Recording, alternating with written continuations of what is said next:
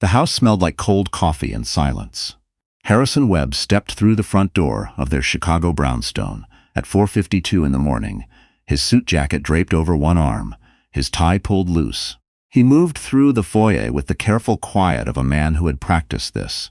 The gentle click of the latch, the soft placement of keys on the hallway table. He had done it so many times that his body had learned to lie before his mouth ever opened. But tonight something was wrong. The living room was dark. That wasn't unusual. What was unusual was the bassinet. It sat in its usual corner by the bay window, but the pale blue blanket folded over the side was gone. So was the small white noise machine Clara had ordered when the twins couldn't sleep. Harrison frowned, taking a step forward. His eyes moved to the entryway closet. The diaper bag. Missing. The stroller, usually folded against the wall beside the coat rack. Gone. He called her name, Clara. Nothing answered him but the hum of the refrigerator 2 rooms away. He moved faster now, checking the bedroom, the nursery, the bathroom. Drawers were closed. Too closed. The kind of closed that meant someone had deliberately made a room look undisturbed. He knew, because he recognized the effort. He had made similar efforts himself. On the kitchen island, he found it. A folded piece of paper, and beside it, a small silver USB drive. His hand shook as he opened the note. Harrison, the girls and I are somewhere you won't find us. Don't call, my attorney will reach out. I know what you've been doing, and I know what you planned. Clara. He read it twice, then a third time. His throat tightened. My attorney. Clara didn't have an attorney.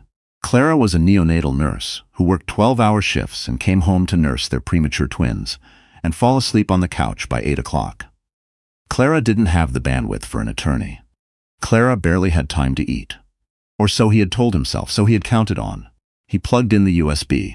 A year before Clara Webb disappeared with her infant daughters, she arrived at Northwestern Memorial Hospital on a Tuesday in January with a thermos of chamomile tea and the particular kind of optimism that only comes from loving your work completely.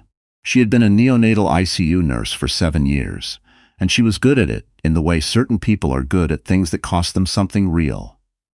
Not just skilled, but present, steady, the kind of nurse that parents remembered years later.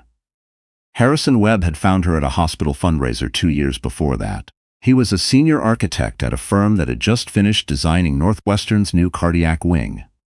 He brought flowers to the nurses' station as a thank you gesture, someone on his team's suggestion, and Clara had been the one to accept them, laughing a little because she thought it was excessive.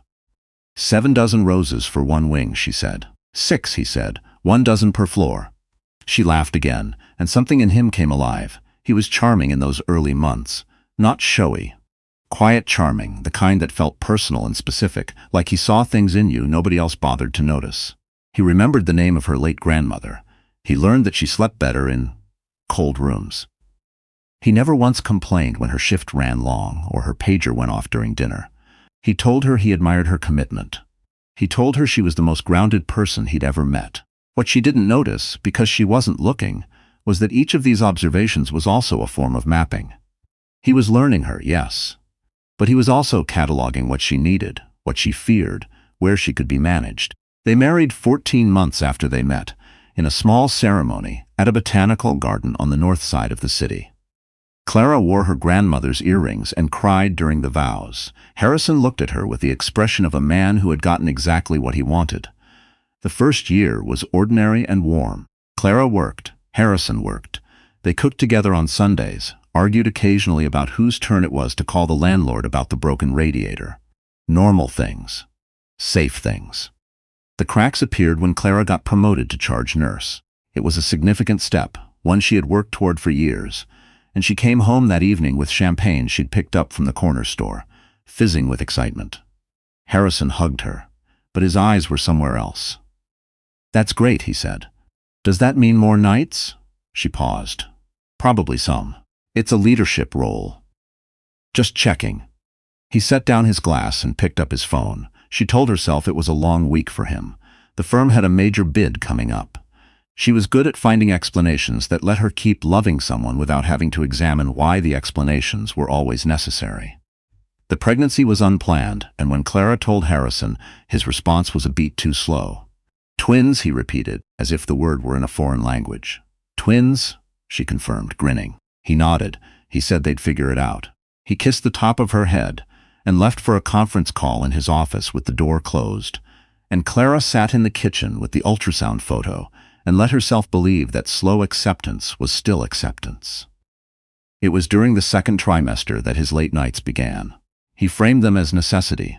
The firm's expansion into a second city meant evening calls with clients in Denver, presentation deadlines that couldn't wait. Clara accepted this. She was exhausted, swollen, working reduced hours, only because her OB had flagged her blood pressure. She didn't have the energy to investigate. But she noticed things. The way his phone faced screen down at dinner now, the way he answered calls in the garage. Once, near the end of her 6th month, she came into the bathroom to find him standing at the mirror, touching the collar of his shirt. The faintest scent reached her. Something floral and specific. Not her brand, not anything she owned. She almost said something. Instead, she turned around and went back to bed. She didn't know, not yet, that the woman responsible for that scent had already been inside their brownstone, had already sat at their kitchen table, had already decided that Harrison Webb's current life was merely a version he would eventually leave behind. Her name was Tatum Alcott, and she was a project coordinator at Harrison's firm. Poised, sharp, 10 years younger, the kind of woman who moved through rooms like she was already certain of her welcome. Clara first saw her at the firm's winter gathering, the one Harrison had insisted Clara attend, despite her being 32 weeks pregnant and exhausted. She had worn a dark green maternity dress, her hair pinned back, her ankles already thick from a full day on her feet at the hospital. Harrison barely stayed beside her for the first 20 minutes before he was absorbed into a circle of colleagues near the bar.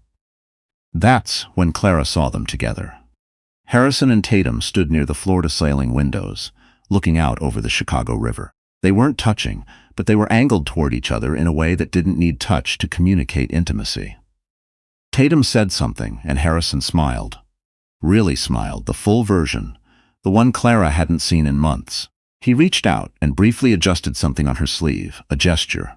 So small and automatic, it could only belong to people who touched each other often. Clara set down her sparkling water. Her chest felt like something was pressing on it from the inside. She walked to the dessert table, moving slowly, telling herself she was imagining things. She was hormonal. She was uncomfortable. She was reading into nothing.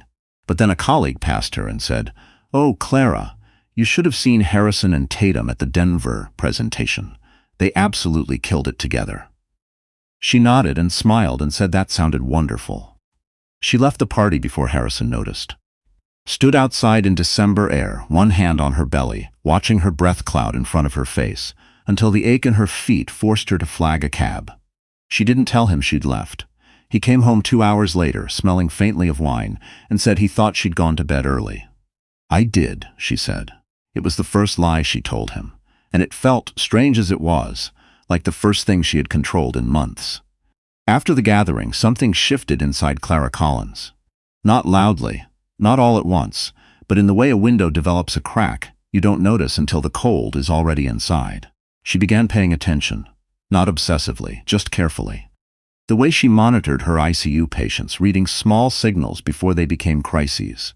A shift in breathing, a change in color, the thing that didn't quite match the pattern. Harrison's patterns had changed. He canceled their Saturday morning ritual, coffee on the back porch, newspapers, no phones, citing a project deadline, then another. He began responding to her messages with one word. He stopped asking about the twins' prenatal appointments, and when she mentioned the names she'd been considering, he nodded without looking up. One evening, 8 months into the pregnancy, Clara made dinner. Roasted salmon, roasted potatoes, the good kind of meal she only cooked when she wanted to reach for something they used to have. She set the table. She lit a candle. She waited until nearly 9. Harrison came in, dropped his bag by the door, and stood in the kitchen doorway looking at the table with something that wasn't quite appreciation. "You didn't have to do this," he said. "I wanted to." He sat, ate half the plate, and spent the rest of the meal on his phone, typing with the quick, focused energy of someone who had somewhere more important to be. She watched his expression change, soften, almost, at whatever he was reading. She recognized that expression. It used to be for her. She didn't ask. She washed the dishes alone. But the next morning, while Harrison showered, his laptop chimed with a calendar notification. Clara happened to be passing the desk when the preview blinked across the screen. One line T, dinner sat. Not the usual, she'll know. She stood very still. She didn't touch the laptop. She went to the kitchen, poured a glass of water, drank it standing at the sink. She thought about all the things she had been explaining away. The late nights, the detachment, the cologne that wasn't hers. And now this. That evening, while Harrison took a call in his office, Clara opened her laptop and did something she had never done before. She searched his name alongside Tatum Alcott's. The second result was a LinkedIn post from the firm's Denver opening. Both of them photographed at the ribbon cutting, standing close, her hand near his arm. The third result was a social media photo. A restaurant. Candlelight. 2 glasses of wine, neither of them visible, but the caption under Tatum's post read, "Some nights are just right." Timestamped the Saturday he had told Clara he was working late. Clara closed the laptop, sat in the dark for a long moment. Then she opened it again and navigated to her email and began searching for the name of the family law attorney a colleague had once mentioned after her own divorce. She was 34 weeks pregnant, and both daughters were pressing down on her pelvis, and she was tired down to her marrow. But something had changed in her chest, a kind of cold clarity replacing the fog of denial she'd been living in. She was done explaining things away. The night the twins arrived, Harrison was not home. Clara had been feeling the pressure for hours, but she'd been on bed rest for a week and didn't want to be the woman who called her husband for a false alarm. She waited. She timed contractions. She breathed through them the way the hospital had taught her, alone on the couch at 11:40 at night, her phone lit with an episode of a nature documentary she wasn't watching. She called Harrison at midnight. Voicemail. She called again at 12:14. Voicemail. At 12:31, she called 911. The paramedics were kind. They moved efficiently, spoke to her in steady voices, and one of them held her hand in the elevator when the pain peaked. She kept asking if someone had reached her husband. Nobody said yes. Both girls were born early. Small. They were moved to the NICU immediately, and Clara lay in recovery alone for over an hour before anyone from her personal life appeared. And it was her colleague Daphne, not Harrison, who had driven across the city when she couldn't reach anyone else. Harrison arrived at 4:20 in the morning. His tie was missing. There was a faint smudge near the cuff of his left sleeve. He smelled like something floral that didn't belong in a delivery room. He looked at the 2 incubators. He looked at Clara, and the first thing he said was, "You should have kept trying to call me." Something inside Clara went still. Not broken, still. Like the moment before a system shuts down. She said nothing. She turned and looked at her daughters through the glass, their chests rising and falling, impossibly small, breathing through tubes. Fighting the way newborns fight, without strategy, without knowing there's any other option. Just breathing, because breathing is what they know to do. "Okay," she said finally, to no one in particular. She was going to need a plan. The NICU became Clara's entire world for the next 3 weeks. She arrived before the morning shift change, and sometimes didn't leave until after midnight. The nurses, her colleagues in a different unit, treated her with the kind of gentle protectiveness healthcare workers save for each other's families. They brought her coffee without being asked. They gave her the recliner near the window. One of them, a night nurse named Rosalind, sat with her during the hard hours and didn't try to fill the silence with reassurance. Harrison visited 4 times in 3 weeks. He held his phone each time. He stood at the incubators briefly, said the girls looked like they were improving, and left to take calls in the hallway. Clara watched him and understood something she should have understood earlier. He was not absent because he was coping badly. He was absent because he had already started the calculation of what came next. She found the document by accident. On the 4th week, when the twins were strong enough to begin moving toward discharge, Clara came home for the afternoon to shower and change. Harrison wasn't there. His home office door was slightly open, which was unusual. He kept it closed and locked most of the time, and she had assumed the lock was about privacy. His desk chair was pushed out. His laptop was asleep, not closed. Clara stood in the doorway for a long moment. Then she walked in. She touched the trackpad. The screen woke. There were 2 windows open. One was an email thread with someone she didn't recognize.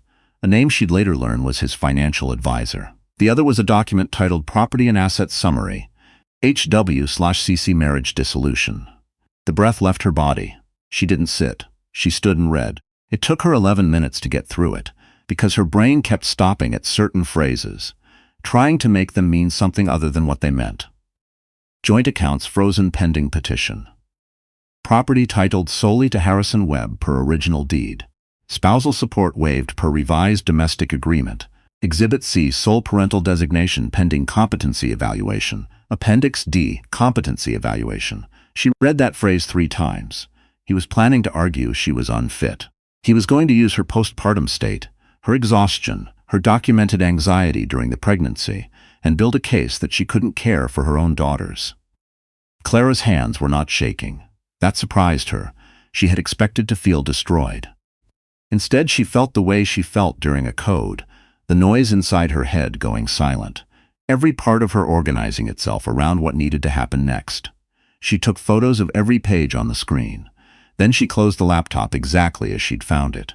She adjusted the chair. She walked out, closed the door, and stood in the hallway for exactly 30 seconds. Then she picked up her phone and called the attorney whose name she had saved 6 weeks ago. The attorney's name was Margaret Chu, and she had a voice like a person who had heard every version of every story and was still paying attention. Clara reached her at her direct line. Margaret had given it out with the instruction to use it if something urgent developed.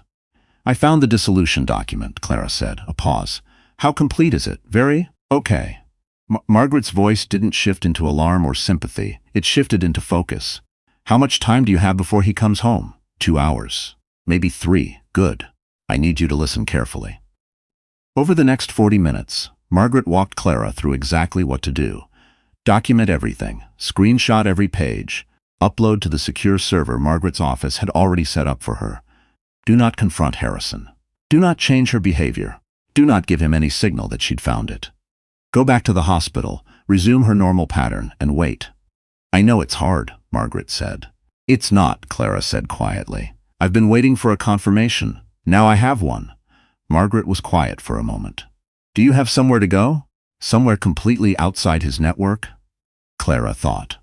She thought of her college roommate, Imani, who had moved to Portland 6 years ago and always said Clara had an open door. She thought of her coworker Rosalind, who lived 30 minutes outside the city and had once told Clara that if she ever needed anything, no questions asked, just call. "Yes," Clara said. "Then we'll start building your exit. Piece by piece, quietly." Clara looked at herself in the hallway mirror before she left. She looked tired. She looked older than she felt. But there was something in her eyes that had not been there 6 months ago. Not anger, not desperation, precision. Over the following 3 weeks, Clara Webb became 2 people. During the day, she was the same Clara she had always presented to Harrison, tired, focused on the twins, emotionally absorbed in their discharge preparation, not paying much attention to anything he said about work or timing or plans. She left his coffee on the counter without comment. She answered his questions in the flat, brief way of a woman who was simply too exhausted to engage. She gave him no reason for suspicion. She gave him nothing. In the evenings, after the NICU visits, she worked. Margaret had helped her open a separate account at a bank on the opposite side of the city from their usual branch. Clara transferred small amounts each pay period, careful amounts that would read as daily expenses on any audit. She collected important documents, the twins' birth certificates, both her and Harrison's social security cards, from the home safe whose combination she had memorized 2 years ago during a weekend when he was in Denver, her nursing license, their marriage certificate, immunization records. She stored copies on an encrypted drive Margaret provided. She kept a second copy in her locker at the hospital, the one place Harrison had never once visited. Margaret connected her with a nonprofit called the Meridian Foundation, run by a woman named Patricia Lane, who operated a network of temporary housing and relocation assistance for women leaving difficult marriages. Patricia was businesslike and warm in equal measure, and the first time she called, she said, "We'll get you somewhere comfortable. The girls won't know anything is different except that their mother isn't crying anymore." Clara hadn't realized she'd been crying until Patricia said that. The exit plan had a date. It had a time. It had a specific window. Harrison left for the office between 7:45 and 8 line every morning, and the building service entrance was unstaffed between 8:10 and 8:35, while the facilities team was on the upper floors. Margaret's paralegal, who had done this kind of logistics before, had timed it twice. 13 minutes was not enough. Clara had 25, but she intended to use 12. There was one complication. 10 days before her planned exit, Harrison came home early. Clara was in the nursery. She had just settled both girls, Mara and June, after the evening feeding, and she was carefully sorting through a drawer that she had been slowly clearing, a few items at a time, distributing the twins' essentials into the bag she kept at the hospital. She moved carefully. She had been careful for weeks, but she had left the nursery closet door open, and Harrison walked in and stopped. He looked at the closet, then at Clara, then at the drawer, which was noticeably lighter than it had been. "What are you doing?" he said. Not a question. "Organizing," she said. Her voice was flat and steady. "They've outgrown the newborn size. I'm sorting." He stood in the doorway for a long moment, his eyes moving around the room. Clara held herself very still, hands in the drawer, not rushing, not defensive. She had rehearsed this moment, or something like it. Margaret had told her, "If he becomes suspicious before you're ready, do not run. Running confirms suspicion. Boring him is better than convincing him." "You don't need to do that tonight," he said finally. "I know," she said. "I'm doing it anyway. They're keeping me awake." He looked at her once more. Something behind his eyes calculated. She could almost see it happening. And then it passed. He nodded and left the room. Clara let out one quiet breath through her nose. Then she went back to sorting, slowly, as if she had all the time in the world. That night, after he went to bed, she texted Margaret one word: accelerating. Margaret replied within minutes. "Understood. Can you move the date up 5 days?" Clara looked at the twins sleeping. Then she texted back, "Yes." The morning of the exit, Clara did not sleep. She lay in the dark beside the baby monitor, watching the twins breathing on the screen, listening to Harrison's steady breath in the next room. Everything about the night looked like a normal night. That was the part that was hardest to hold. How ordinary the stage was for something this irreversible. She had repacked the bags 2 nights before, going by her checklist with the same systematic attention she gave to a patient assessment. Essentials for the girls. 3 days of clothing, formula, diapers, the 2 small stuffed animals Mara and June had been swaddled with in the NICU, which she had kept on instinct. For herself, clothing, medication, her grandmother's ring, which she had not worn in months but couldn't leave behind. Her nursing credentials. The folder Margaret had sent with the legal documents she'd need in the coming weeks. She had left nothing in the apartment that she needed. The things she was leaving behind were objects. She had decided months ago that she was not going to grieve objects.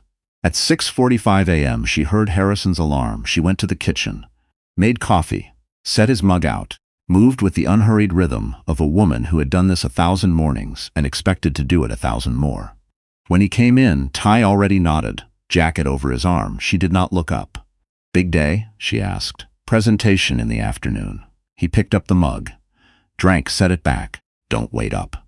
She almost laughed. Instead, she said, "Have a good one." He left. The door closed.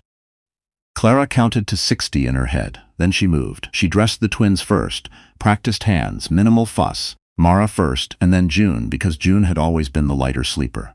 She strapped them into the double carrier, one against her chest and one in the front panel, both secured. The diaper bag went over one shoulder. The second bag, lighter and more discreet, went over the other. She left no note. Margaret had advised against it. Notes become evidence. Your attorney's first call is all he needs. At 7:58 a.m., Clara walked to the building service entrance. She had used it twice before, to establish the behavior as unremarkable to the building staff. The facilities supervisor nodded at her the way he always did. She smiled back the way she always did. She stepped out into October air, gray and cool, a fine mist falling that softened the sounds of the street. 1 block north, a dark sedan waited with the engine running. A woman in her 50s stepped out when she saw Clara. "Clara," she said. "I'm Patricia. You're right on time." Clara got in. The door closed behind her. As the sedan pulled into morning traffic, Clara looked through the rain-streaked window at the brownstone growing smaller behind her. The bay window where the bassinet had once stood. The steps she had climbed every night for 2 years, more tired each time. The building that was in Harrison's name because she had let herself believe that certain things didn't need to be named. She did not cry. She looked until she couldn't see it anymore, and then she looked forward. Harrison Webb returned to the brownstone that evening expecting. What? He had not examined the expectation closely enough to describe it later. Habit, maybe. The domestic arrangement he had been quietly dismantling without telling it so. The foyer was dark. The coat rack held only his coats. The bassinets were gone. The white noise machine gone. He moved through the rooms the way a man does when he doesn't want to find what he's looking for. Slowly, opening doors as if hoping the answer was behind a different one. The nursery was empty. Not cleared out, just empty. Her careful, methodical removal over weeks had been quiet enough that the absence now looked less like taking, and more like the room simply having always been this way. He found the USB on the kitchen counter. He found no note, just the drive. He stood with it for a long time before he plugged it in. The files opened in a cascade. Photos, dozens of them. Time-stamped dinners, screenshots of calendar events. A voice memo, his own voice, in his own office, on a call he had not known she could hear through the wall, discussing the dissolution timeline with his financial advisor. The document she had found on his laptop, and one more file, titled simply, Appendix D. He opened it. It was a letter from his own attorney to him dated 8 months prior, outlining the strategy for establishing parental competency concerns. Clara's postpartum anxiety, documented in her own medical records. Her irregular sleep. Her emotional instability during the final trimester. He had shared her private medical records with his attorney without her knowledge. Harrison sat down on the kitchen floor. He didn't decide to sit. His legs simply stopped holding him. He had been so certain that the ground he'd built was solid. He had been so certain that his control of the finances, the property, the legal architecture of their marriage gave him the advantage she would never be able to overcome. He had been so certain that Clara was too tired, too isolated, too absorbed in survival to see what he was building. He had not understood that survival teaches people to see exactly what's coming next. His phone showed 12 missed calls, all outgoing. His own calls to her, unanswered. He dialed her number. The tone that meant the number had been disconnected or changed. He dialed his attorney. "She's gone," he said. A pause. "What do you mean gone?" "I mean gone," he said. "And I think she has everything." The months that followed were not quiet for anyone. Clara and the twins settled into a 2-bedroom apartment that the Meridian Foundation had arranged in a residential neighborhood outside Indianapolis. Close enough to a major hospital system that she could maintain her credentials. Far enough from Chicago that Harrison's investigators had no useful starting point. She registered the girls in her maiden name. She paid cash for anything that could be traced. Margaret worked at a relentless pace. The protective order came through within the first week. The custody petition Harrison filed the following month was reviewed by a family court judge who had also received Margaret's counterfiling. A 60-page document with evidence that included the voice recordings, the financial records, the dissolution document, and the letter referencing Clara's medical history, which the judge noted had been obtained and shared without her consent. Harrison's emergency custody motion was denied. His attorney called Margaret and suggested they discuss a settlement. Margaret declined, politely and without ambiguity. What Harrison had not anticipated, because he had never thought to look, was that Rosalind, the night nurse who had sat with Clara during the hard hours in the NICU, had also overheard a conversation. The evening Harrison had come in and told Clara, quietly and without apparent awareness of who else was nearby, that he had already made arrangements for when the girls were home. Rosalind had remembered it, had mentioned it to a colleague who happened to be documenting a shift report at the time. That shift report was time-stamped and factual, and Margaret put it in the record. It was the kind of detail that only mattered because someone had paid attention to it. Clara, 3 states away, read the updates on her phone in the evenings after the girls were asleep, the apartment quiet around her. She had started working remote consulting shifts for a pediatric telehealth company, reviewing protocol documents, triaging clinical questions, using the particular kind of knowledge she had built over 7 years in ways that a screen and a good headset could deliver without requiring her to be anywhere she wasn't safe. The work steadied her. Having something to be good at, something that wasn't just surviving, was different from what she'd expected. She had thought the primary feeling would be relief. What she actually felt, more than anything, was capable. In late spring, Margaret called with the date. "The hearing is set," she said. "You'll need to be there." Clara was quiet for a moment. "In Chicago. In Chicago." She looked at the twins, who were sitting in a playpen in the corner, Mara gnawing on a soft toy and June regarding the ceiling fan with solemn focus. 7 months old, beginning to notice the world, beginning to understand that the woman who picked them up was the constant in the middle of everything else.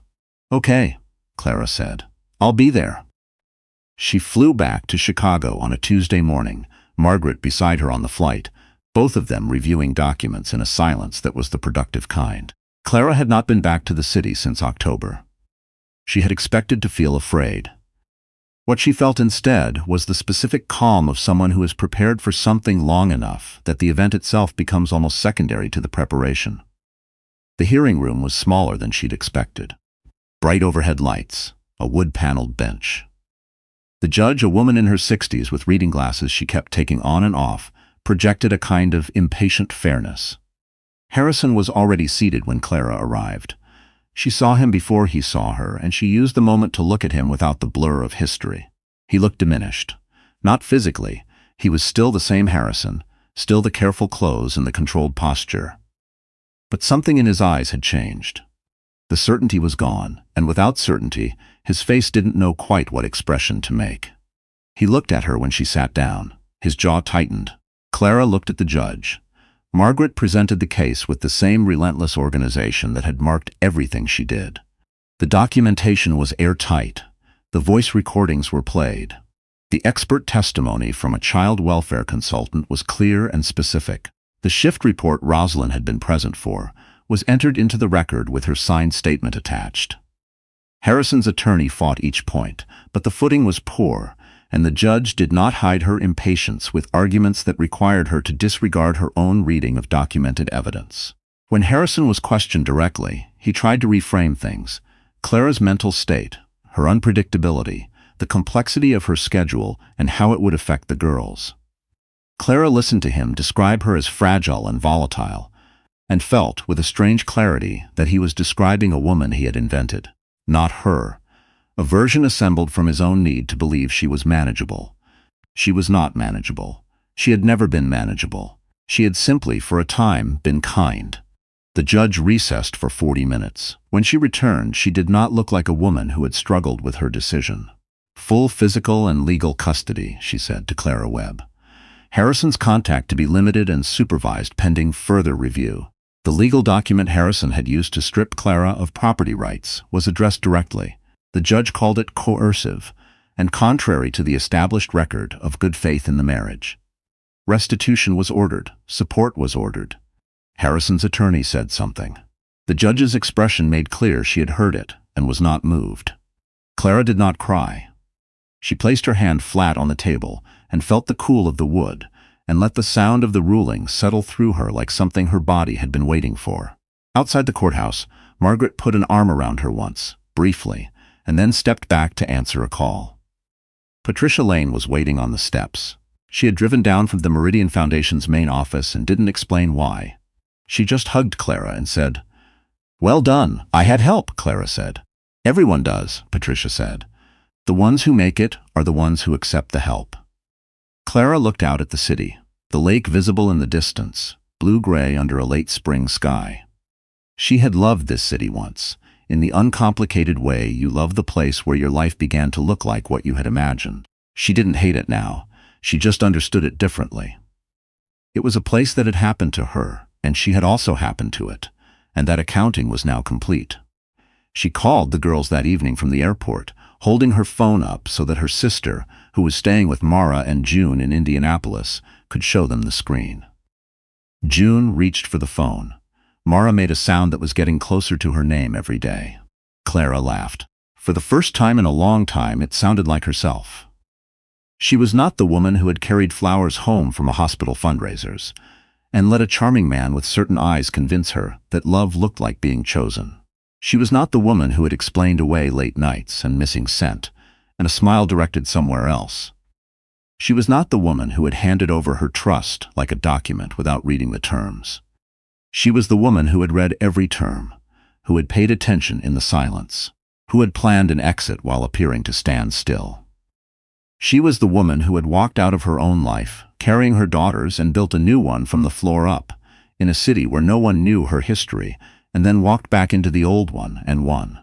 Clara Webb fastened her seatbelt as the plane lifted, Chicago falling away below her, and thought about Mara reaching for the phone, and June and her serious consideration of the ceiling fan, and the apartment that wasn't forever but was safe, and the work that made her feel capable, and Margaret's careful voice, and Patricia's arms, and Rosalind, who had paid attention on a night shift months ago and remembered what she heard. She thought about all the people who had caught her when she had almost stopped believing there was anyone there. The plane leveled out above the clouds. Clara Webb looked forward.